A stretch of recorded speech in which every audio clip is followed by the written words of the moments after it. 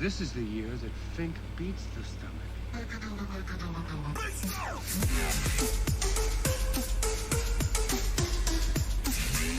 Welcome to Fink Beats the Stomach, our bi-weekly take on the world of competitive eating. I'm Mike Sullivan.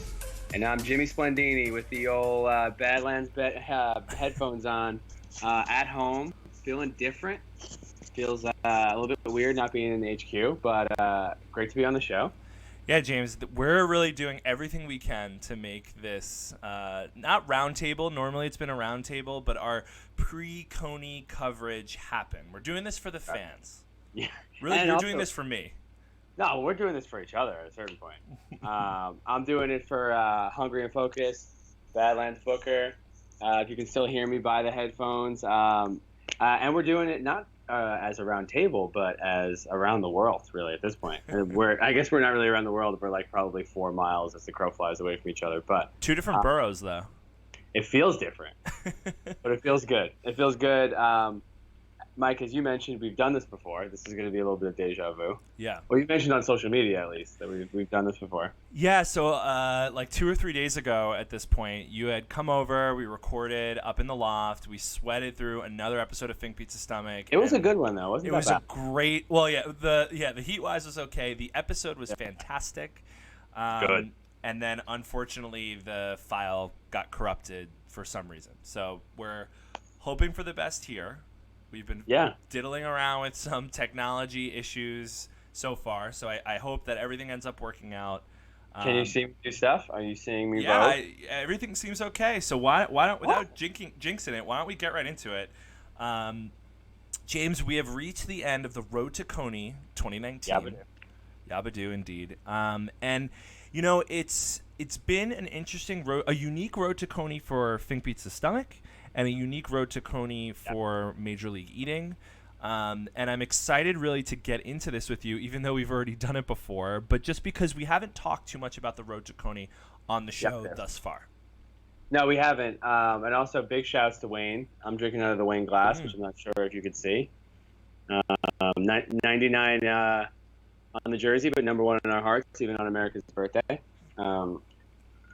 This is when we represent Wayne's New York and LA years. Absolutely. But no, we really haven't. So, like, you know, in years past, you've done like 100 interviews, which is maybe only a slight exaggeration, of the spotlights, or we'll normally just like talk about the qualifiers and everything. But, like, for some reason, I don't know, maybe just because we've found other things more interesting. I feel like we've barely talked about it this year. But obviously, the Road to Coney Yabadoo has still been like super exciting for us. So it's nice that we get to now, for the second time, talk about it on air. Absolutely. And James, why don't we just jump right into this? You know, I think so I'm going to apologize just in advance to you and the viewers. Yeah. I have all my materials on what is a very cracked iPhone. So it's not. I'm here. I'm listening. You're present. You're with us here. I'm getting in. I'm looking at you. You're looking at me through your phone. But I'm here. Right now, I'm looking at you through a tablet. So I'm looking at you through a laptop that I've had for a long time. So, James, if we're going to talk about the July 4th hot dog eating contest, of course, we're going to talk about the two reigning and defending hot dog eating champions of the world. Champ is here. Miki Sudo and Joey Jaws Chestnut. Miki Sudo, I believe, is going for her 5th, maybe 6th consecutive Pepto Pink belt. And Joey is actually going for his 11th or 12th. I can get it between plus or minus 1, I guess. Not consecutive for Joseph. And not exactly. Great point. Not consecutive for Joey Chestnut. But James, really to tee this up, you know, if you look at the Vegas odds, not the Jersey odds, but the Vegas odds on the contest, and talk to a lot of the people, no one really seems to feel that Miki or Joey is going to go home without the belt. Do you agree with what people are saying? I mean, 110%, Mike. I mean, we talked about this just a couple of days ago. We've talked about it a couple of times in years past. This is really just champions facing themselves, and that's going to be no different this year. So I believe the way you framed it was champion versus the record, or these people versus the record. So can they beat themselves both on the day to make sure that they keep the focus that we're used to seeing, and can they beat previous versions of themselves, meaning the records that they've set before. Are we gonna jump right into predictions or what? Yeah, why don't you keep it going? Why don't you? Okay. What are your predictions for the contest? So if I remember correctly, the record for all time is 74 HTBs for Joseph Jaws Christian Chestnut. Yes. And the female record is not set by Mickey Sudo, but is set by Sonia the Black Widow Thomas at 48. So I'm actually, it's funny. Like I will right? I will admit that I am looking this up right now. Sonia Thomas. What a time to change to the video while you're looking at the. I mean, I was gonna try to do it without with like being like sly, but then I was like, if James is asking me, and to prove that we have no shame here. 45 hot dogs and buns is the record. It was set by Sonia Thomas in 2012. But Mickey's not ever come close to that. No. Has she broken 40? She ate 41, I think, 2 years ago. Okay. But, I mean, the difference, every dog is like 4 when you get north of like 40. Right. Yeah. Because it's so hard to get there. Mickey Sudo ate 41 in 2017, so a few dogs shy of Sonia's 45. And then last year, as we have on here, she ate 37, so took a little bit of a dip from what she ate the previous year. Normally she gets a raise. But in this case, I'm going to say, I know we talked about this last time we spoke, but the weather is looking hot. It's looking muggy. It's an 86 with a real feel of 95 with some T-storms around. At least that's for, I believe, Manhattan. I assume Coney's going to be something a little bit similar.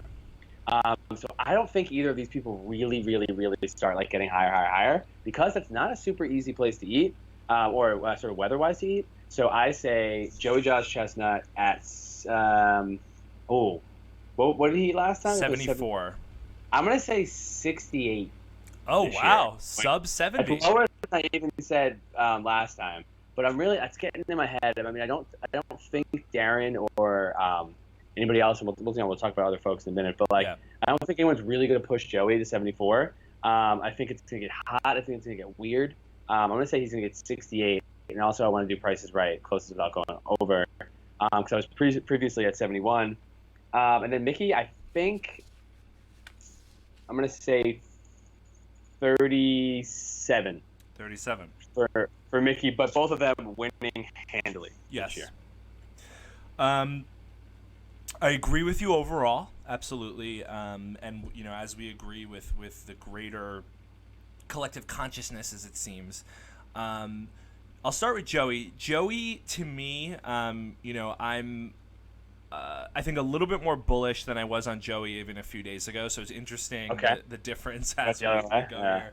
I'm actually going to give Joey 73. I don't think that he'll beat his record, but I feel he'll come close. And I think it's mostly just based on I'm buying into the hype of Joey. I've seen him at a few contests in person recently. I think he's going to feel like he has something to prove in losing to Esper in 2 different contests.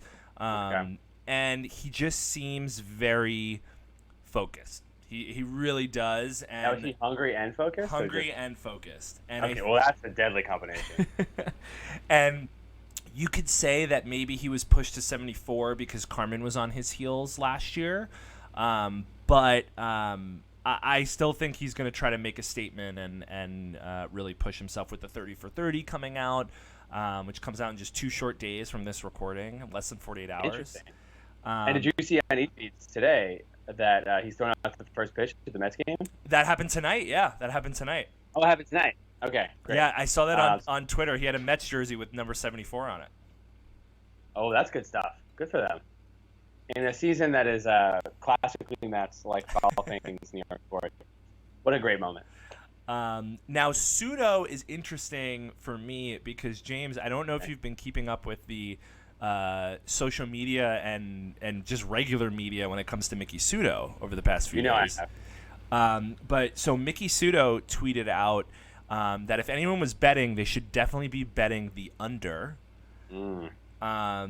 This feels a little bit like trying to juke the stats. Like right. I feel like she's trying to push that under down. And she lived in Vegas for a long time, so I don't know. She's a Tucson girl right now. Now without the creme. So yeah, I mean, Miki Sudo, she ate 37 last year, and started her kind of media tour of saying, the women are misrepresented, and we should be getting more attention, and so on and so forth. Why am I going to eat more if they're not going to give us the coverage on ESPN? And agree with that or not, she actually went on a local sports radio show. I believe they're Miami based, but you can find the podcast online. And she made some pretty bold comments about that misrepresentation. You would think after a year of cooling off that coming back, she might, after just winning Hot Dish in Minnesota, that she'd be kind of on a high and be her normal jovial interview self. But she really hit hard on Major League Eating on Nathan's on ESPN and said, it's really frustrating that you guys aren't giving us the same attention. So go ahead. And sorry to cut you off, and this is that I agree entirely, and that we're both people who want to have that's usually a huge part of our roundtable actually every year. But to tie that to a potentially poor performance is not the way you do it. Going about it by being if we're not going to be on TV, I might as well not eat more, is a self-fulfilling prophecy. It's then we're never going to be on TV. It's because you can make the case. Well, so you can really you can interpret what Sudo is saying now, what she has been saying over the past year, and go in two different directions. You could say it could demotivate her and say, you know what, I'm going to take my ball and go home. I'm going to show up and get my paycheck. It doesn't really matter. Or she can go in the other direction that I think a lot of the fans would hope for and say, you know what, I'm going to prove a point here, and I'm going to, eat a ton of hot dogs and show why we need to be on the main stage. But and I would expect the latter from her as a real champion. That's what I would hope, but I'm going to be honest, she she mentioned in the beginning of the interview, she said, I'm looking to have fun this year. We have family and friends coming out, and I have this. I'm excited to see people. And she seems just very lackadaisical from her competitive edge doesn't seem to be there, which we've seen from her in the past. So we've also seen from her in the past, I'm going to lose. This is not going to. She'll be very public about saying stuff like that. So you never know what to make of a July or June 25th through July 3rd pseudo. So I'm not going to put that much stock in any of this. I'm going to take what I think is a reasonable number and add some weather to it. But I don't think you gave us a pseudo number. No. So what did you end up going with? Remind me. 37. 37. Okay. I'm going to go 35. I'm definitely I don't think 41 was a year 2 years ago where I think she really felt that Sonya might have had the opportunity to come back and retake the belt, and I felt she had that motivation there. I just think after the last year and what she's been saying, and I don't know. Obviously, Sudo can eat. She's done well at a lot of contests recently. I don't think she's lost it by any means, but I think she's more there. I think she's currently in New York right now. I think she's here basically, for the event, to have fun, to show that she's still the best female eater in the world according to Major League Eating. But I don't think she's going to beat, let alone the world record, but her own personal record as well. And that's kind of a bummer. Obviously, I'm not here to pass to be the judge, jury, or otherwise for people who are doing something I couldn't do. But that, as a fan, that sucks. That's not fun, and especially given all the stories we've heard from women on the circuit about people being so inspired, or especially young girls coming up and saying oh, I think you do so well. I think that for such a big event, I hope that this is all bravado and that she does really come with some more intensity than at least is purported to date. But we'll see. I hope so too, because there is a lot of excitement, I feel, with some of the other female eaters. Which they're getting the raise. They are getting a raise. Which, why don't we, if it's all right with you, James, we can go into our next section. You want to start with the men? Is that all right? Yeah, let's talk about it. All right. So on the male side, there is a what you can call really the top contenders for the belt. Again, James and I agree with most people where We don't feel like there's a challenge to Joey, but there are 4 notable eaters. And I think really the thing, James, that we've talked about in the past is it's really what I like to call the $10,000 scramble happening for places 2 through 5. Amongst the, obviously the winner gets $10,000 for winning the contest, but 2 through 5 split up another $10,000. So $5,000 for second place, $2,500 for third, $1,500 for fourth, and $1,000 for fifth. So it's people ask, why do people even show up if they're not going to beat Joey and eat 74 hot dogs? I think that 10 grand that's up for grabs is why. Right. 100. I like to think, and this is a part of the show that we do every roundtable, is that I like to think everyone wants to come to New York and spend a couple days out in our beautiful city. But I mean, if you catch someone slipping or really come with like a really good day, you could get a couple $1,000s more than you expected to. Like that's nothing to sneeze at, and you got a free couple days doing something fun with people you like. So Absolutely. like, why not? Absolutely. And so those top contenders that we have on the male side are Darren Breeden, who qualified with 47 hot dogs and buns, Jeff Esper, who also qualified with 47 hot dogs and buns, Max Suzuki, coming all the way from Japan, making his return to Coney, 41 hot dogs and buns, and Matt Stoney, who last year ate 40 hot dogs and buns. Matt Stoney, of course, was not part of a qualifier because he has the champions exemption for winning in 2015. Big shout to the champions exemption, by the way. A big shout. So we have no one to argue with us on it this year. I'm Kate's a big asleep. fan. Perfect. And she's not in my apartment, so she's not arguing with me. So, James, I think it'd be interesting for us to kind of go through what we feel our top 5 will look like, but I think with the caveat of saying that if anyone within the 5 male eaters now that we have mentioned is not part of your top 5, to kind of put a pin in that until we go throughout the rankings again. Right. If you don't mind, I'll get us kicked off here with the men here. So for me, I really feel second and third place is going to be a race between Darren Breeden and Jeff Esper. Last year, Darren got third, Jeff Esper got fourth.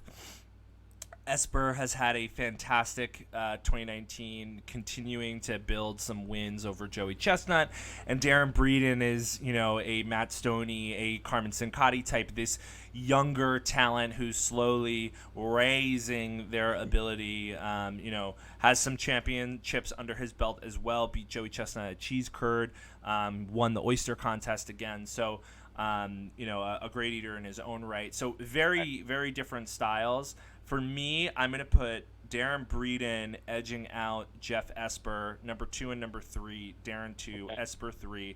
A close race between them, but I definitely feel that Breeden is going to be the one standing up there with second place. And that's 5 Gs. That is 5 Gs for the young Darren Breeden, teacher, I believe. Darren Breeden. Really? So, as someone who's married to the teachers, you got actually Jeff Esper, also a teacher. There's a lot of teachers running around. Michelle Lesko, as well. Interesting. Yeah, because pay these people more. How about that? Yeah, then they don't have to go eat hot dog contests. They're out there risking their bodies because you don't have a good union and wherever Darren Breeden's from. Jesus. And James, I will say that my number 4 and number 5 slot are not occupied with the top 5 contenders. I will, quickly just make a comment. I think on Max and Matt, obviously both great eaters. I just personally feel that Matt Stoney obviously can still eat. I raised his hand in victory at the National Donut Day, the Salvation Army donut eating contest. Sure. But I just don't. He keeps to himself, so he of course could surprise us. But I just feel he focuses a lot on his YouTube channel and doing eating challenges, and I feel that he beat Joey. He was at the top of the mountain, and since then has sort of been declining in his hot dog number, and I think that's just because of the amount of tension he's putting there. Max Suzuki, a great eater, very excited to have him here in return. But looking at his qualifying number to his performance last year on July 4th, we didn't see a huge jump there. So, and he strikes me as someone who would go all out at a qualifier. So I think 41 is probably going to be his ceiling. So Darren Breeden 2, Jeff Esper 3, and we'll get to 4 and 5. Oh no! Whoa, we had some. Just dropped the phone. Just dropping the old phone with all the information I need on it. So that's how excited I am. And if you don't mind, Mike, I'm going to get involved in my answers. Please do. So now, again, we're going through the second tranche of people, Joey versus the record. And now we're going to assume that whatever you qualified with is sort of puts you in the next level, as Mike pointed out. So Esper and Breeden, I don't necessarily want to do who's going to win, but I'll say it's going to be Breeden over Esper. We've seen Esper drop a couple when it comes actually down to it on the fourth. Yep. It seems that being in New York actually hurts the Massachusetts in him. I think he loses some of his powers when he leaves the Massachusetts and comes to the dreaded state of New York. He gets nervous. He's a Sox fan. Yeah, truthfully. I mean, if it was in the Bronx, I think he wouldn't be able to eat. But I'm going to say Breeden and then Esper. And then number 4, I'm going to skip because I have an upset coming. And then number 5, I do have Stoney, and I have Max Suzuki dropping pretty, not precipitously, but certainly, not what his number would suggest, because again, we did this research not but a couple of days ago. He last year had a great qualifier, and like you mentioned, is somebody who wouldn't go all out, but could potentially drop a little bit. So I have the 4 slot slated for an upset. Max Suzuki is going to drop down to either 5 or 6. I'm sorry, 6 or lower. And I'm excited to give my number 4 upset after Stoney when we get to the next group of people. Absolutely. And I mean, don't you agree? I feel that with Max Suzuki, there's the international travel factor that could play a role. And that's business travel, too, for him. Yeah, exactly. It is pure business. Is he coming business class? I don't know. But that may affect his number. Yeah. I mean, Kobayashi obviously is and the past Japanese champions before him, Arai and Nakajima. So people have traveled from Japan to come and win the hot dog contest. But, it is something that probably plays a factor. I feel like I saw a recent post, maybe as recent as today, of Max Suzuki where he's still in Japan. So it would be one thing if he was coming, a week early, a few days early to adjust. So, unless he's flying out tomorrow, it's going to be a quick turnaround from him to be traveling and being at the table. But agree. What about Matt Stoney? I don't know if I caught why your thoughts on you kind of agree with what I'm saying in terms of his attention. No, I mean, so I think Stoney's gonna end up right where his numbers are. Like he qualified, or his number that we have him at is 40, which I don't know why. Why 40 for him? That's what he ate last year. That's what he ate last year. Okay, unless I'm mistaken there. So I think that's fine. Like I think that's right, exactly what he's paying attention to. And he's just gonna keep chugging along because, like you mentioned, why would he go sort of any bigger or get any more sort of concerned? It's not going to get back up in the 60s for him because I don't think he cares for it to get back up in the past the 60s for him. So I think a nice like cruising altitude for him. He goes, he sees grandma and grandpa. He's already on the East Coast.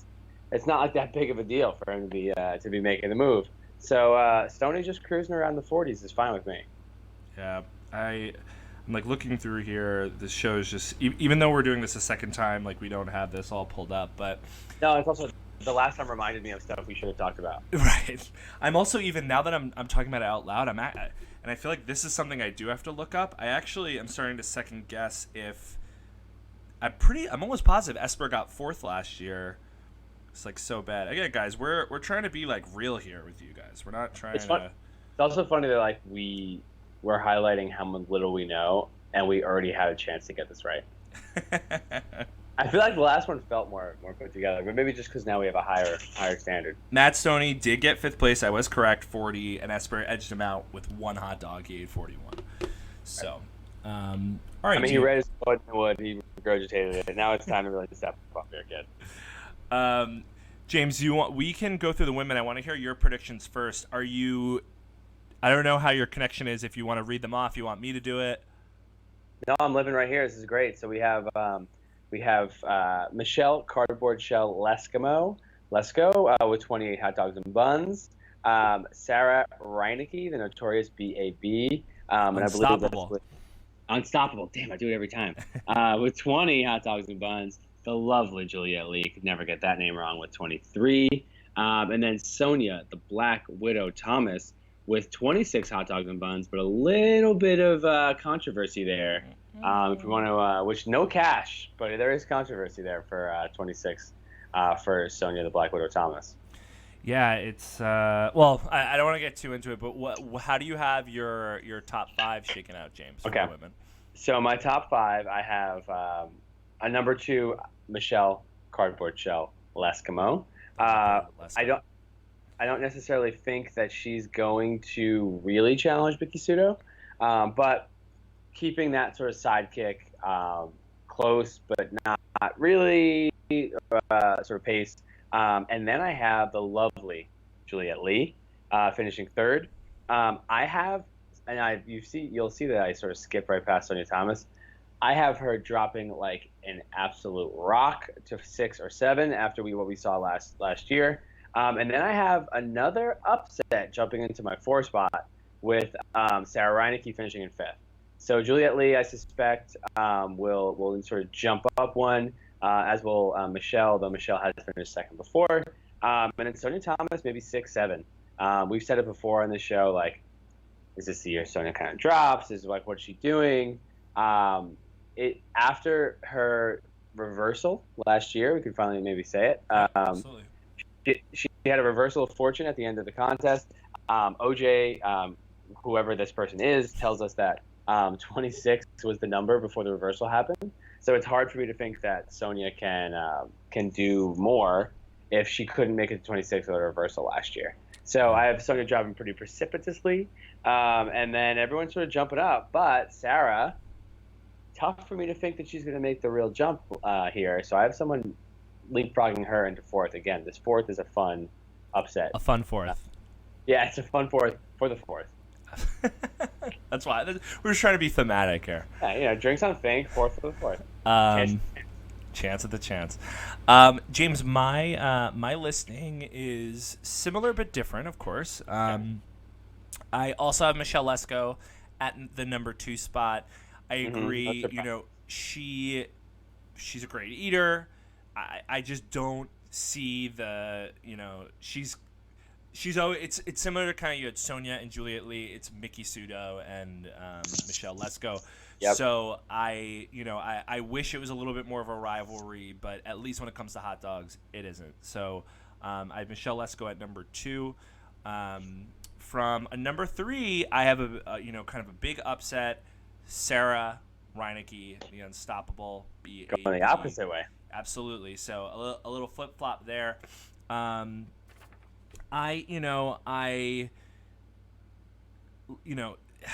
I'm just trying to figure out the best way to say, kind of frame this.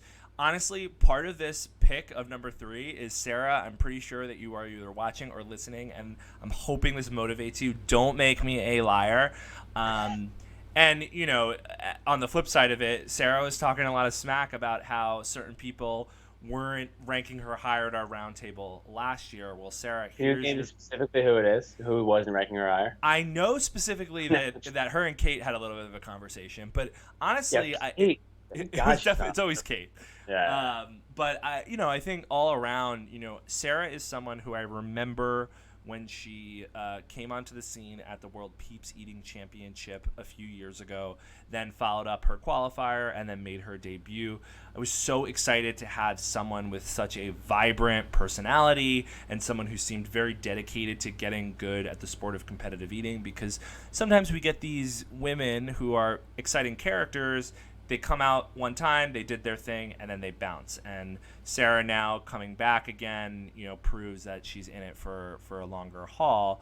This being her 3rd appearance. And if we go back to her 20 hot dogs and buns, granted she is dating the most hyperbolic and almost like fake news type of eater there is in Juan Bite. Fake news. Juan, who very famously came on our show and said he was definitely getting 3rd place. I forgot about that. But which is why it's why we love him, why we hate him. But both Juan and Sarah. This is taking a much different tone the second time around. But Juan and Sarah qualified in Denver. I know from experience, that elevation can mess with you, will mess with you. And, I don't know if the weather-wise, whether you subscribe to the slow dogs, the weather, the so on. I think both of us do subscribe that could have an effect. Not nearly as often as people say. Yeah, right. But no, I feel that seeing Sarah's reaction on social media to her performance at her qualifier shows I'm buying into the hype that she definitely can do better, and I feel that poor performance at the not poor, she obviously qualified and won, but sure. The poor in her eyes performance not getting the race will motivate her even more than if she hit 30 hot dogs. Right. To do even better on July 4th. So I have a lot of faith in Sarah for number 3. Number 4, I have the lovely Juliette Lee. All right. And the number 5 spot, I do have a surprise. And when it comes to, so obviously you and I both were no real faith in Sonia Thomas when it comes to the top 5. James, there have been a lot of rumors flying around about Sonia actually competing. Okay. Rich Shea actually, since we last recorded, had an interview, a great interview, by the way. The Fink Beats the Stomach Twitter account, I retweeted it and tried to get some people to listen to it because it actually is a very insightful, normal, grounded interview for a Major League Eating official. Mm-hmm. I feel like when George and Rich and Sam will do interviews, they do the shtick. Right. Yeah, we're here. It was a very practical, thoughtful interview from right. Rich, which was great. And Rich said during the interview, Sonia Thomas, quote, she is now retired. Whoa. Okay. Yeah. So I don't know. I mean, we haven't seen anything official from Nathan's or Major League Eating, but I didn't realize until after we recorded our last attempt at this that Sonia hasn't eaten since the disqualification on July 4th. Wow. We haven't seen her in a well, she's eaten food. I assume she's still alive. Yeah. But she hasn't eaten in a Major League Eating contest. So I don't know. So I feel a little better about the pick now. Yeah, I mean, granted for me, whether I feel she's going to compete or not, I could go either way. I'd be upset that such a legend in the sport went out on that note. But I feel like you and I can both agree that regardless, we don't see her bouncing back too well to what happened last year. No, and we'll obviously talk about it when we come back from the event, but will be interesting to see a Sonia-less contest, should that be the case. Yeah, if it is the case that whether Sonia is not in the top 3 or not right, in the contest, even if she's not really a factor, that's either or will be definitely an end of an era when it comes to female competitive eating. So it'll be interesting to see. So I'm but again, I'm hopeful for someone like Sarah because I feel that will be interesting to kind of get it back into the mix. It won't be as exciting for me as a fan if it's just another Mickey, Lesko, Juliet. It'll be exciting to kind of see a new face in there to kind of disrupt the status quo, if you will. 100%, which is actually what we're going to get into for both of us, I think, in this next group as well. Absolutely. We both have people jumping up here. So, Mike, I'll take it right here if you don't mind. Please do. We're starting with the men or the women? The men. Let's do the men. All right. Let's go back and forth here. Go for it, man. So we have in the group that I'm calling the Burley Boys. The Burley Boys. Which you will not be surprised if you're looking at the photos here. Nick Wary, who qualified with 34 hot dogs and buns. Adam Beard Meets Food Moran, qualifying with 32 from across the pond. George Chigger, a favorite of ours, and a Finky Award recipient. Absolutely. With 31.5. Just, even improving on his year after the Finky win. Jarek Jacobs with 30. Matt Hazard, no Tom, 29.5. And last but not least, Ronnie Dizzleflex Hartman with the same number, 29.5. Excuse me. Some burly boys, some beards, some brawny shoulders. This is a group that is interesting and sort of some of our favorites. Yeah. Personally, and also some decent numbers that clearly some of us think could really even get a raise up to the next level, joining the best of the best in that second group. Absolutely. Top 5. And and to add to that, this is a group that I like to call kind of the dark horses of the contest. And from a standpoint of could someone in this group surprise the analysts? You know, Right. not someone who's not just because all we're really doing here is grouping the eaters together by their qualifying number. Sure. And really, who are the people that are gonna rise themselves? There's a lot of that going on in this. They're trying to make a name for themselves. Trying to make a name for themselves, and obviously we have belief in at least a few of these eaters because both of us put at least one. I would actually, I don't want to assume, but I would assume at least one of these guys in the top 5. So James, I know you had one. Is one of those people in this group? They are. So that person is Nick Wary. I believe that the biggest boy of all the big boys. Big and burly. He's going to make his way into the top 5, doing a little flip-flop with Max Suzuki. I have him coming actually in 4th above Matt Megatoad Stoney. We've seen Weary eat. We saw him at, you've probably seen him more often than I have, but we've seen him do hot dogs at Citi Field last year on a really hot day. And he was impressive then. He's impressive now. His numbers are good, and I suspect that he's somebody who's going to rise to the occasion and make a name for himself. All sorts of accents, none of which I'm really going to do justice for, or two. So I'm excited about him.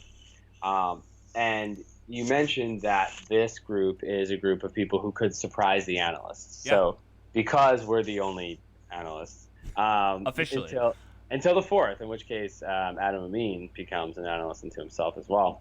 I actually think that the 29.5 boys, 2 of our favorites, personally, Matt Hazard and Ronnie Disselflex Hartman, I think both of them are going to surprise themselves pleasantly and surprise us pleasantly as well, and jump into the 30s, really raising the bar for this group. And I'm excited that they could potentially do that. And I actually feel pretty confident that they're going to surprise the analysts, being me, in this scenario, and have the 29.5 burly boys become maybe the 30.5 burly boys. So what would constitute a surprise for you? Yeah. Like how big of a jump are you thinking? I'm thinking anything above 31. So not only are you showing up for a big event, like you're not scared by the stage, which of course Ronnie's not, and Matt is as likable and sort of charismatic as they come, but doesn't necessarily have the experience on the big stages. I think them raising themselves and getting the number above 31 is going to be the exciting thing, and I'm actually going to look forward to that. And I wouldn't be that surprised if both of them ended up with 32 or more. Yeah, I mean, who knows? The Matt Hazard, the kid is dedicated to competitive eating. Really? He is at a time in his life where he is saying, I'm going to focus on this and get as good at it as possible. Right. So you never know. And I, you can see in the corner of the photo a little bit of my face over there with Matt Hazard. I was lucky enough to be there and get to give him be the first one to congratulate him on his victory, emceeing the contest. And Matt was upset with himself that he only ate 29.5. He really wanted to break that 30 mark. Right. So we've talked about it a few times before with people kind of coming back and trying to make a statement. I think Matt will be one of them who will want to come out there on July 4th. And who knows? I mean, these. From 29.5, I agree with you. I think Matt Hazard definitely is poised to make a surprise. Maybe as high as 35, maybe breaking that 35 mark. That. I could see it happening. And Ronnie Hartman, obviously, we are huge fans of him at Fink Pizza Stomach. There's no secret there. Trying to doing professional wrestling and competitive eating at the same time. We'll see. He was out on Long Island. Whoa, what's going on there? So I have my camera on the chair that we used to have in our chair department that I now have in mine. And I just gave it a little kick, and now the world is seeing the old digs. It was like pulled. I was like, it was like a ghost. That was like, ooh, spooky. And the listeners and the viewers just saw our humor in a nutshell. And also saw that you're the first person I've spoken to all day today. So I'm just like a little punchy. I'm a little bit off. So, sorry, but just to kind of anyway. To make sure to give his due, Ronnie Hartman, we love him.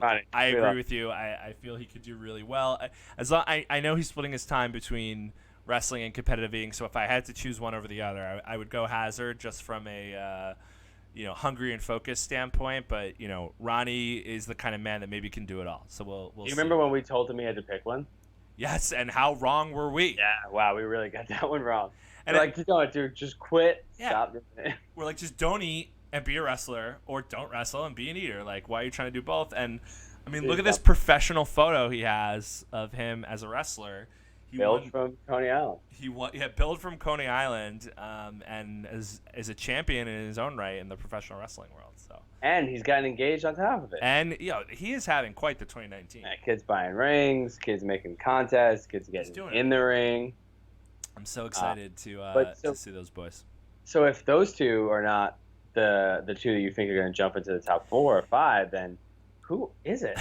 They are not, but they are on this place. So I agree with you on the Nick Wary front. I think Nick is kicking his competitive eating career into overdrive. I've gotten to see him firsthand at Pretzels and Hooters and so on. So I feel like he's going to come in guns a-blazing, and my pick for Nick is 4th place. Okay, so we both got him in that 4th spot. Both have him in the 4th spot, which is huge. Just to, dethrone someone like Stoney and so on just speaks to the caliber of male eaters, I feel, this year. For sure. The other one is kind of kind of thinking more with the heart than the mind. But for 5th place, I'm going to go with Adam Beard Meats Food. Wild. And, again, you look at his numbers, 32 hot dogs and buns, obviously a very impressive number, but, is it in the 40s and so on where those top 5 guys are? No. But I feel Adam is getting consistently better at competition. He obviously primarily is known as a YouTube, kind of at-home challenge, make your DIY challenge eater, right. He goes to restaurants and does challenges too. He's been eating in these competitions more and more and more. I feel he really wants to make a splash this year. I know he's friends with a lot of these other competitive eaters, so I'm sure they're trading tips and tricks and so on. Right. And for me, honestly, and again, one of the advantages of recording this again is at the family party I was at today, obviously people are asking me about the hot dog contest and so on, sure. and I mentioned Beard, and with the 30 for 30 coming out on Tuesday of Joey versus Kobe, many will say and think, how could there be a better storyline in competitive eating? But what could be a better storyline than if Adam continues to build and is at some point, obviously this is a stretch today, only seeing his city field qualifier, but being a top contender at the Nathan's contest as a Brit on July 4th, Independence Day, coming out with like the red coat and like drummer. They had like the whole the ultimate heel on July 4th. Like, how incredible. And he likes that bit too. He likes to be kind of an antagonistic too. Yeah, absolutely. And this isn't as much as I would like, and I think Juan and Ronnie would like, this is not WWE. But what better storyline, because again, Adam has to get there on his own, but it really builds itself, and especially with Adam, I didn't think about that until today. But Adam comes in with a very large YouTube following. Whenever Adam replies to something on Fink Beats the Stomach, we get a ton of likes and so on, just whether it's just be what his says or what we said and so on. So he clearly has a big fan base that would come in pre-built if now on the stage at Nathan's, and then you'd have this rivalry, and obviously Adam's a very charismatic guy, and he's really funny and so on, so it could be great. So for me, I like it. I would love my heart pick is Adam Moran in 5, more to kind of see what the future could bring of having an Englishman versus an American fighting over the mustard yellow belt on Independence Day. That's actually a really good bet I hadn't considered before. I just don't think he's there yet. No, of course. I love him. I haven't met him, but I love his whole sort of bit. I don't think he's there yet. I look forward to him getting there. I think it's gonna be a lot of fun. Absolutely. Speaking of a lot of fun, let's switch over to the ladies. A really fun group of the ladies who are in this same kind of dark horse category. We have Holly Titus with 13 hot dogs and buns. Sophia DeVita, 14 hot dogs and buns. The great Mary Bowers, 10 and a quarter hot dogs and buns.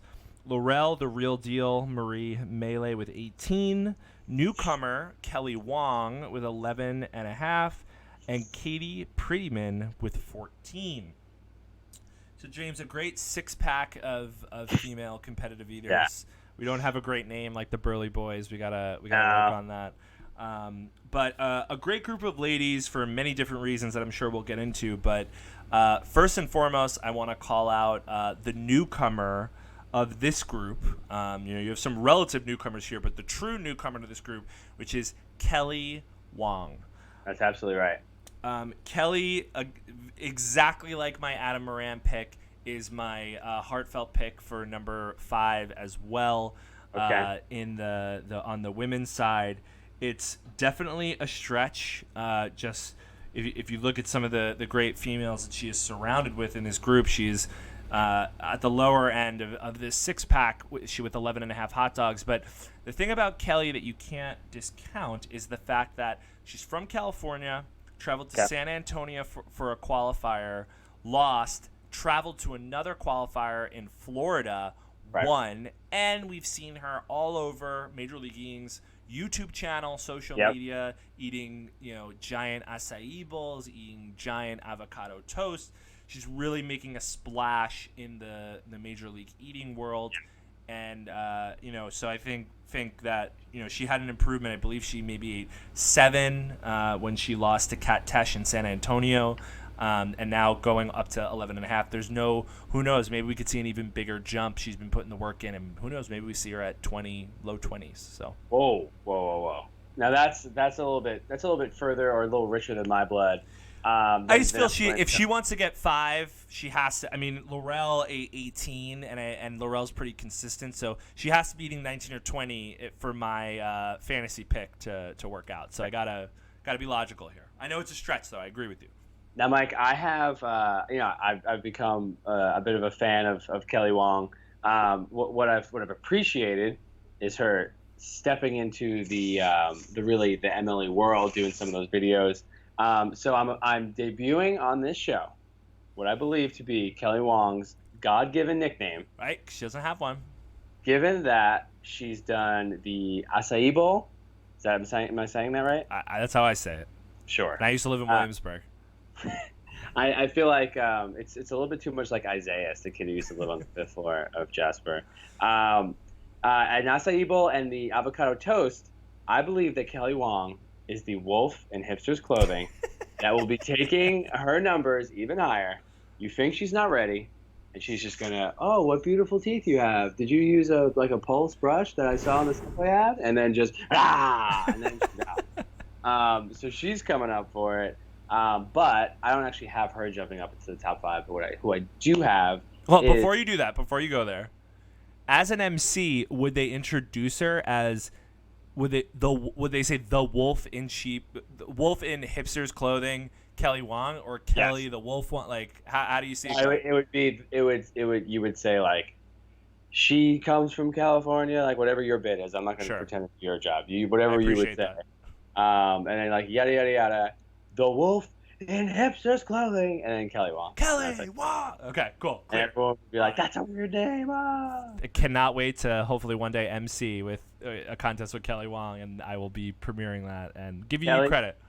Kelly, if you're listening, which I know you're not, embrace that, enjoy that. You're in Brooklyn, New York, and also big shouts to someone else who's not listening, who is Chris Leonardo, who came up with that name. Illy, it's been a tough day for the Knicks. Sorry, buddy. I actually I maybe owe you a call or like a welfare check. That is someone to make sure that you're okay. But I think that's the name that is just bellissimo for her. Bellissimo. But I actually don't have her making the jump up into the top 5. But I do have Laurel.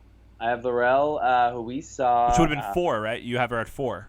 That's absolutely right. Yep. So I have her jumping into 4 above the Sarah. Not Notorious, but synonymous. What type of BAB is she? She is the Unstoppable. Unstoppable BAB. So I actually have Laurel jumping over Sarah Reineke. We saw Laurel out in Long Island. Long Island. And just like, this is actually where I'll go for the slow dogs. It was gross. It was cold. It was like kind of rainy. And like that just has to be harder to do. Plus, she's a vet. She's not going to be scared of the stage. I think she tried to retire already. Like, she'll be ready to go out on top. I suspect she's going to make the real jump up from 18 into the 20s with Kelly Wong, just sharpening those teeth. We're ready for her jump next year. Yeah, I mean, like I said, Laurel is a very consistent eater, and we didn't. Well, I'm sure we mentioned it when we talked about it on the show, but the Long Island Ducks qualifier was a rainy, cold day. Yeah. We saw Esper eat 47, and he looked like he was in a lot of pain doing that. Right. But Laurel still came out and ate 18, and that's quite a gap between the other ladies. A notable gap, I would say, between the ladies in the six pack. So yeah, it's a pretty safe bet for Laurel, like you said.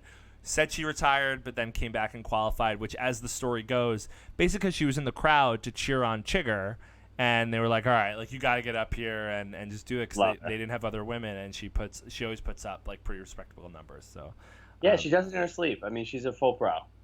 Absolutely. And James, before we move on from this group, I would be remiss not to give a shout out to kind of the four other ladies that we haven't touched upon. Number one, first and foremost, obviously Mary Bowers. Mary Bowers gets a ton of shine on July 4th, so She doesn't need anything extra from us because she's already way above that with some of the other news outlets that she gets coverage for. Yeah, so Mary, an icon of the Nathan's Famous contest, and spreads it to the other contests as well. So big shout out to her. Of course, we need to give a shout out to Sophia DeVita. Love Sophia DeVita. She is a Fink Beats the Stomach favorite. I will never forget when she showed up to her first qualifier at Citi Field, and I ran up to her in the back and I said, hi, I have this weird podcast called Fink Beats the Stomach, and we would love to have you on to do an interview and blah, blah, blah. And she did the interview while she was like on vacation during a family reunion. Oh, yeah. Yeah, it was like a big family trip, and she had to like sneak away and like had the phone call. She's like, yeah, like a lot of people are like sleeping. They were taking some sort of midday nap or something, if I remember correctly. That's dedication. I don't know. So always appreciate Sophia. Very excited that she's coming out. And last but not least, huge shout out to Holly Titus and Katie Prettyman, the two women at the corners of this photo here. They are great examples of women who come in with such a great energy and a great personality, and who we get really excited for. But sometimes those people fall off, and we don't see them after year one. So I'm so excited to see Holly and Katie back for year two, and I hope to see them for many, many years to come. Katie Prettyman, of course, big supporter of Fink Beats the Stomach. So Katie, we always appreciate that. But I'm really excited because Holly, we had a great spotlight with last year. Katie, we didn't get to because there was a lot going on. But Katie, you have an open invitation. We got to find a time post-Coney to have you on the show because, she has her own YouTube channel that she's been promoting. She's been going to other contests. She does food challenges. So I would love to hear Katie's perspective on the world of competitive eating. And I'm so excited that we're going to get to see you again on July 4th. So could not agree more. And now, Mike, what I make a quick proposition for the old Fink Beats the Stomach podcast. Please. And say maybe we turn this last one into a speed round. Yeah. Why don't we do that? But that's not to put down the folks we're going to talk about, because especially looking at the larger field of men we have for this last group, having one more male qualifier than the ladies. Although two, if you do believe that Sonia Thomas is indeed retired. But let's just go run down this list here. We have just the best. Pablo Martinez, who qualified with 27 and a quarter. Juan Niave, who qualified with 27. Oh. Adrian the Rabbit Morgan. Never heard of that guy. 26. We really let the bit die where we hated him, which is nice. Right. Juan Morbite Rodriguez. Juan. Gideon the Truth OG with 25. Steve Hendry qualifies, and Steve Hendry loves hot dogs with 25. And then Darian Thomas, a new Fink favorite with 19 and a quarter dogs. This is a group that is kind of really surprising to see how many names we love and know well and have done well at the contest be near the bottom of this list. Yeah, it's pretty well. And I realize, apologies for anyone watching the video, I realize for some reason my labels are all messed up on the photos, but that's okay. Yeah, that's really the story, I think, of this bottom group. You have longtime, veterans like Juan, Steve, Adrian, people who, I would say a veteran, maybe not a longtime veteran in Gideon Oji, and then Juan Niave coming up on his third year. It's a great group of guys, and definitely a shout out to Darian Thomas, Canadian eater. So being the fourth, being the fourth representative country, our great old neighbors to the north, so it's going to be really exciting for him to be out there for his first year. But Pablo, Juan, Steve, Adrian, Gideon, Juan, all people that we've seen compete and make a splash on the fourth are now in this bottom group. Sorry, I'm like falling apart here as we're doing this. Mike, sleep for one day. Jeez. I know, it falls apart. I had too much to drink at the family party, but which is fantastic. Good for you. I mean, it's a nice way to spend a Sunday. But obviously these eaters are not necessarily people we would expect to sort of jump up into the top. There's something to maybe potentially be said for getting the truth OG to surprise people and sort of jump up to a higher number. I'm not going to go off that far, but what I will say is I believe Darian Thomas, the new Fink favorite, is going to continue the Canadian takeover that one Toronto Raptors began, and make this a real sweep of Canada, and not necessarily show up in the top 5, but it's going to be a fun storyline. You can even see him there with the Smokes Poutine trophy. He's a young buck. I think he's probably 19, 20 himself. Yeah, he's under 21. I do know that. 100%. So if you see him at Ruby's, know that he is as sober as a judge. Turn a blind eye. Same goes for Professor Tom's. Or if anyone asks you to snitch, it's at least what you say. I believe he's going to continue the Kawhi trend, although Kawhi is American, and say that the Toronto Raptors won the NBA championship, surprised everybody. We all forgot that they were real good at what they do. And Darian Thomas is going to do the same exact thing.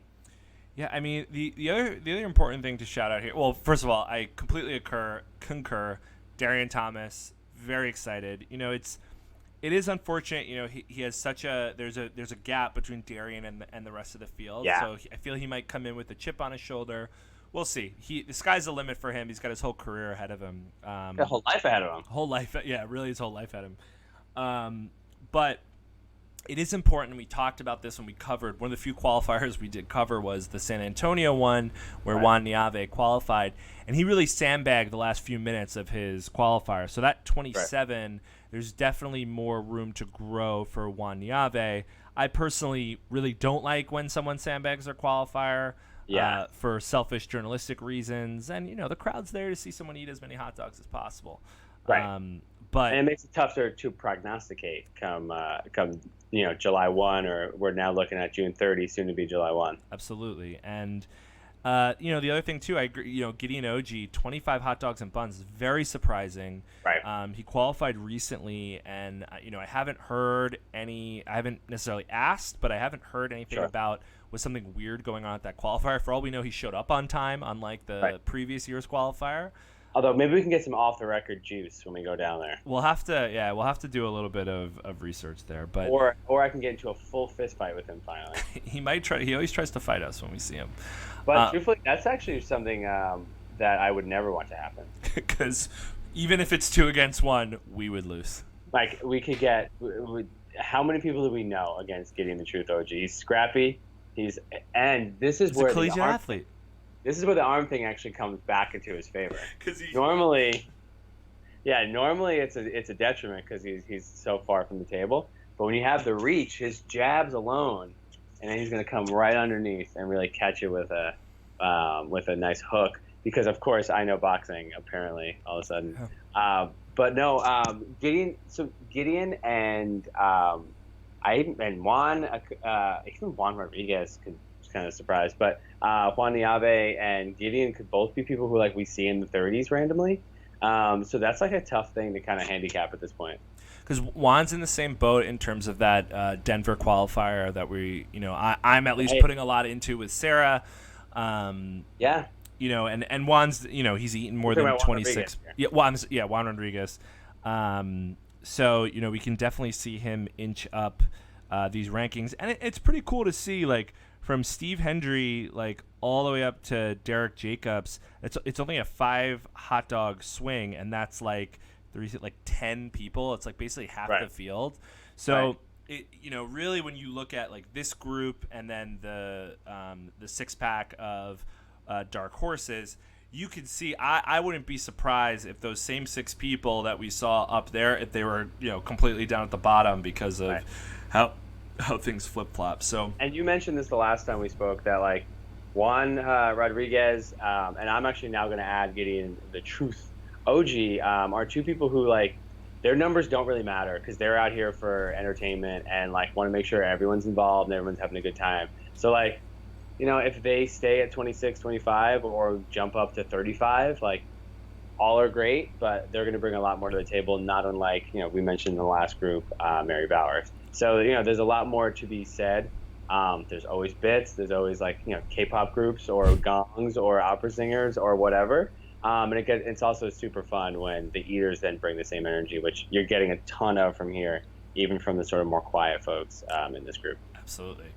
And James, to sort of round out our field for July 4th, we do have the 6 women left. So we have Julie Jules Goldberg with 9.5. We have Kay Wong, not Kelly Wong, Kay Wong with 6 hot dogs and buns. Jocelyn Walker with 10. Dr. Renee Rovtar, 7. Doris Garcia with 8. And Kat Tesh with 9.5. And James, I will say I don't know this for a fact, but I have heard rumblings that Doris Garcia may not be showing up on July 4th. But from everything that we hear, I know Jules, Dr. Renee, Jocelyn, Kat Tesh, from everything I've heard, they will be there. Definitely Kay Wong. I don't have any insider source, but we shall see. An interesting group of women. I mean, one of the obviously, we've talked. We can never talk enough about Dr. Renee Rovtar and the Rovtar clan on this show. Again, to toot my own horn a little bit, I was lucky enough to be on the stage announcing her as the winner of the first qualifier of the circuit. So excited to have her out there again for the 3rd straight year. But the other sort of the new, like the person that starts to occupy that part of the Fink Pizza Stomach heart is Jules. I'm so excited for Jules to be out there. She's someone who we were able to meet at Professor Tom's way prior to her qualifying when we knew that she was training for this year. So it was really cool. We weren't there when she won in Citi Field, but to have her out there in the photo that I have for her, she's actually wearing a Professor Tom's T-shirt in the style of the New England Patriots. And she's somebody, there's something to be said for someone who you can catch in the streets. Like, we know her in civilian clothes, like not just on eating tip. And we saw her lose, which is also like makes it so much nicer when we like not only have we seen you sort of get defeated, but she came back and was as hungry and focused as ever to get to that 9.5.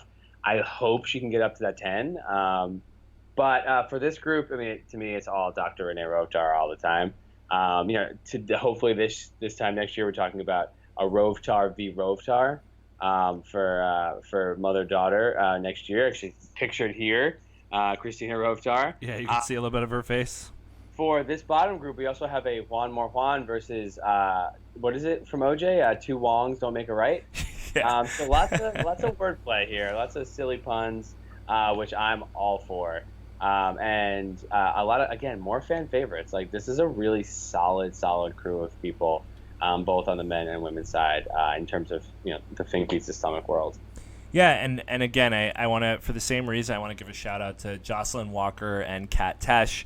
Again, one person we were able to have on the show, one person we weren't able to catch, but 2 people who we saw last year who are clearly very excited about competitive eating, and I'm so excited that they're coming in for round 2. That like quad of awesome female competitive eaters in Right. Holly, Katie, Jocelyn, and Kat. I'm excited that they're making their sophomoric return to Coney Island on July 4th. Is the word sophomoric and doing something as a sophomore the same word? It is now. It is now when we're doing It this. is at 11:05 on a Sunday after you've been with your family all day. And James, I know we do want to wrap this up to some degree, but there are there's like one or two things I do want to throw at you that I don't think we threw at. Yeah. I'm a field it all. So I realized I did kind of throw out to some of the listeners of Fink Beats the Stomach, some of their thoughts and feelings and what they wanted to get our take on it. So one of the things is Jimmy Brown, great supporter and fan of Fink Beats the Stomach. He wanted to ask who will be most missed at Coney Island this year, and he actually listed, and it really, when he put it together, it really shows like there's a lot of heavy hitters and pillars of Coney Island that won't be there. Obviously, Carmen Cincotti retiring and not returning. Now, is he related to Carmine Cincotti? Well, there's Carmine Cincotti and Carmen Cincotti. Okay, so they're related. They're cousins. I'm a big fan of Carmen Cincotti. I don't like Carmine Cincotti so much. So Carmen, Rich the Locust Lefevre wasn't able to qualify. Badlands, Dud Light, Yasser not attempting to qualify because of all the marathons he's running. Buffalo Jim. I'm sure there's another big one. Eric the Red Denmark hasn't qualified. Prudence Di Benedetto on the female side. We talked about Christina Rovtar. Who are the big ones that really Crazy Legs? Of course, Crazy Legs. Yeah. Who are the big ones that jump out to you? I'm less worried about the Badlands, the Crazy Legs, the Prudence. They'll be there. They'll still be around, and we'll still get their sort of their touch, and we'll get a lot of Badlands still blessing the mic and the stage and all of us. Yasser is obviously not attending for just the most important reasons. So I'm gonna say Rich the Locust Lefevre. Yeah. He's always been a delight. He's always been a good. Was he the one that Snoop was Snapchatting about? No, he liked. It started with Badlands. Yeah. But then he loved Adrian Morgan. Oh, that's right. He's like, the rabbit. That's the underdog. But people love Rich. Jensen Karp, I was tweeting or commenting about Rich Lefevre. Like, people love him. I love him. He's obviously Mr. Sweet Guest. Him, the whole Lefevre clan, really. So he's probably the person who I wish was there the most. It's not there. Yeah, Rich is a great one because he just is proof of, or he's just a great example of this caricature that we have all these extremes throughout the competitive eaters, and he's definitely one of them. Obviously, I'm gonna miss Carmen just in the sense of Carmen not being there is and Sonia falling off is why we aren't really even able to realistically have the discussion of the champion being dethroned. Right. But I guess I'm gonna throw out then. No, I guess I have to go Carmen. Like, I'm gonna be totally honest with you. Being friends with Carmen outside of all of this and talking to him, I understand everything and I'm happy for him and he's making the right decision. But just as a fan of competitive eating, I would love to have Carmen out on the circuit. Melina, who's a new fan of Fink Beats the Stomach. Love Melina, by the way. Yeah, absolutely. We really appreciate all the support. She was asking, who's going to get second place this year, which we talked about, but wanted to know specifically what we think about the British invasion of Adam Moran. Now, we talked about Adam Moran, but I am curious, James, because obviously I'm making the pick of 5th place for Adam. Yeah. Do you really what are your thoughts on Adam? Do you think he's going to make a real splash, or do you think he's just going to be? Because I don't want to lead the witness at all. But what thoughts on Adam Moran? Yeah, so I think he's going to be a juiced up Nella Zisser. I think he has more potential to actually show up and do some good numbers, but I think it's going to be more international novelty than actual threat to the throne. But I love it. I'm excited. I think all of that's important. I was excited when Nella came. I'm excited when Beard comes. But not that worried about him in terms of really knocking at the doorstep. I hear you. I hear on that one. And everyone else, a shout out to Kelly Chris, who wanted to know of order of our finish on the men's side, which we gave. Wow boy, hashtag Swabble Squad. He wanted to know, will this be the year that the men have the most contestants over 40 hot dogs and buns ever? I would say yes. I think, I don't know, obviously not knowing what that number is, but the top 5 will definitely be over 40 hot dogs and buns. And if we look down, I can see, Nick Werry would have to have quite a day.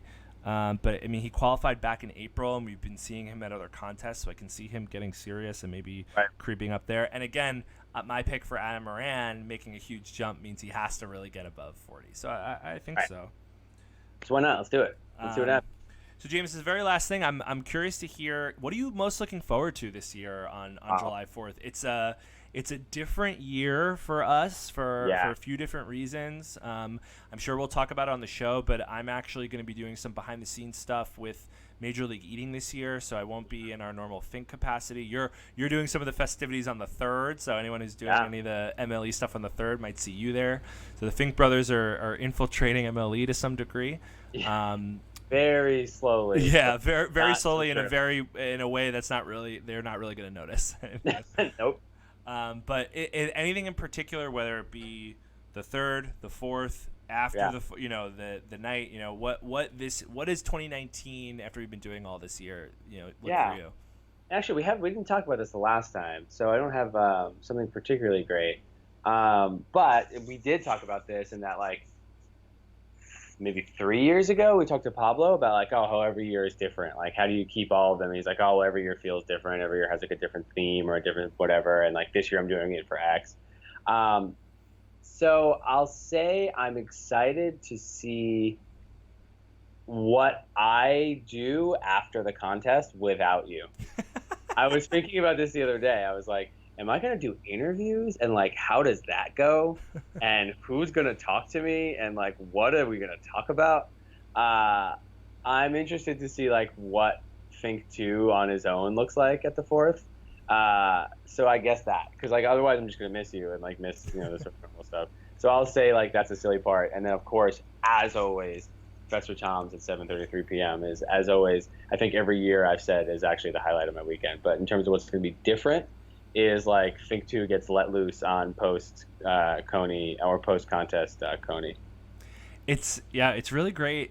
I like you saying that because it kind of plays into some of my thoughts too, because I didn't realize until we started talking about this will be the first year, especially since doing this, and I assume ever for you, that you're watching the hot dog contest without me I don't like next to you. Yeah. Which is sad to some degree, of course. But it's different. But it's different. It'll be a bummer, but it's, yeah. And, one of the things, James, to pull the curtain back a little bit, that I've noticed, like, over the past, let's say, like, 7 months, like, basically in 2019, you seem to have, I think, more of an interest and investment in the sport of competitive eating than I think ever. Not that you haven't before, but I feel it's, again, to continue the theme of this episode, a raise has been given to your interest. So it's almost, if there was any year that I would feel comfortable you kind of being there on your own and experience it, like, you don't need me anymore. You're coming out of the nest. Barely, Mike, barely. But I'm barely proficient, which I will say that and nothing more. And let's see what this is like. It's gonna be a fun one. We're still going to have a ton to talk about. In fact, it being different is maybe going to make it a better report back from the things. And even though, you'll be on vacation early the next day, I think we'll still have a nice little report back from Tom's, which is going to be exciting for me. It'll be good. And I really feel the theme for me this year, because I love exactly what you brought up. And cause I think about that a lot, where Pablo talking about, it's something for everyone else, and every year for yourself it's something different. And this year, well, I should say last year, was kind of about everyone else except us. And it was great for many reasons. That we had so many people come out, and Kate had these amazing t-shirts made, and we had 1 million people in the pit, and a bunch of people came to Tom's, a bunch of people, even more, were at Ruby's. So where it was for everyone else and almost like celebrating the Fink Beats the Stomach thing that we have built, This year, I feel it's. I was gonna say us, but I'm gonna even say like just me and Yeah. us individually, because again, we're gonna be at the contest presumably separately. Right. And I'm not going to be able to be at Ruby's this year, but I will be at Tom's, and so we'll be able to kind of meet up there and swap stories. And so I'm excited to kind of have this almost like soul experience of Nathan's, and because of a lot of the eaters that we talked about, I am very excited about the contest in particular this year, and I'm excited to watch it. Kind of like, well, who knows? Honestly, with what I'm doing, like Right. maybe I'm not gonna be. I don't know. Yeah. Who knows? But I'm excited for it to be more of a, not just the contest, but just the event to be more about me than about everyone else that it has been in the past. Be a little bit selfish in a sense. Sure. I mean, it's gonna be exciting, and we'll have, ideally, hopefully, I can knock on some wood, a couple more of these. So mixing it up is gonna be fun. And Fink Beats the Stomach has been a lot of things, but this has been a year unlike I think every other one, starting Correct. with the Finkies, and now moving on with the third. We'll be going out to our first West Coast content. Like, everything is going to be different this year, so it's kind of cool that that even the biggest day of the year, Nathan's, is also going to follow suit there. Absolutely. So another new frontier for Fink, which is cool. Absolutely. And we thank all the listeners and the viewers who have stayed with us through this very unique and different year. We started video this year. Like, there's a ton of stuff going on. Yeah. Before we get into our links, I just want to remind you, probably already know, but the Nathan's contest will air on the men's contest will air on ESPN2 starting at noon. You can check out on ESPN3, I believe, starting at 10:45.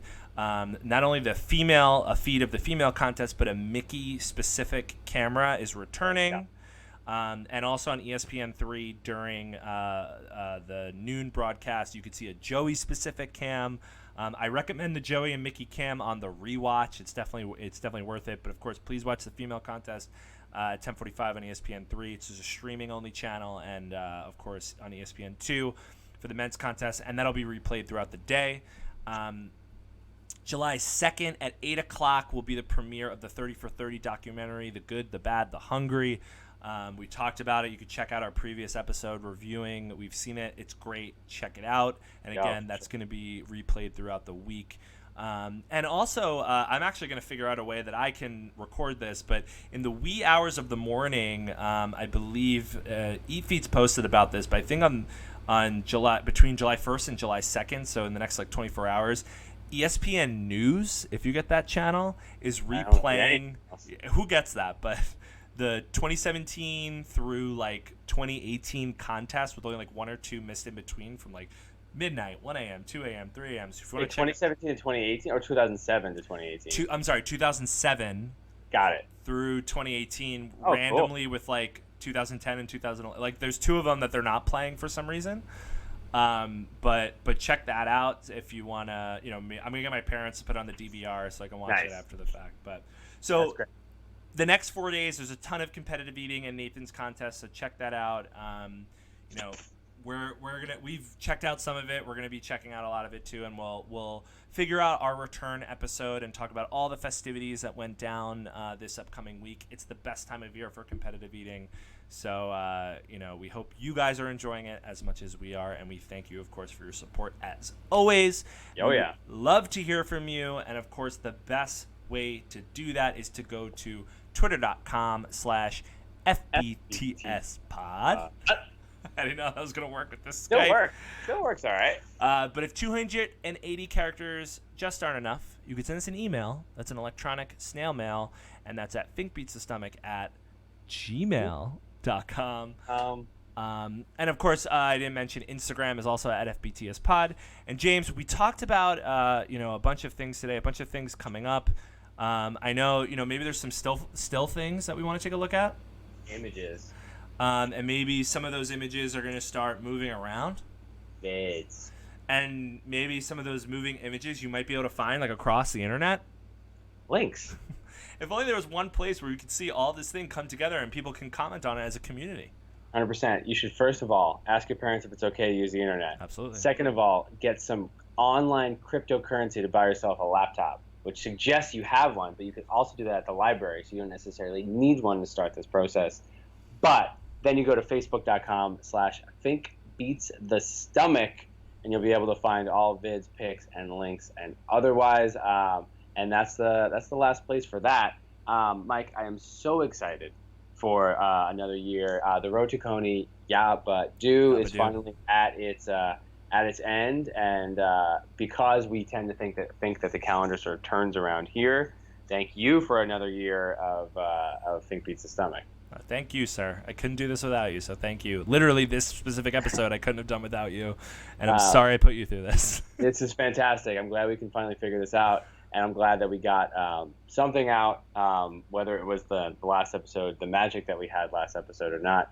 It was still fun to chit-chat, and I'm always happy to talk Road to Coney. Yabba-do. Absolutely. And thank you, James, and of course, thank you to all the listeners to listening to this episode of Fink Beats the Stomach. Good night, everybody.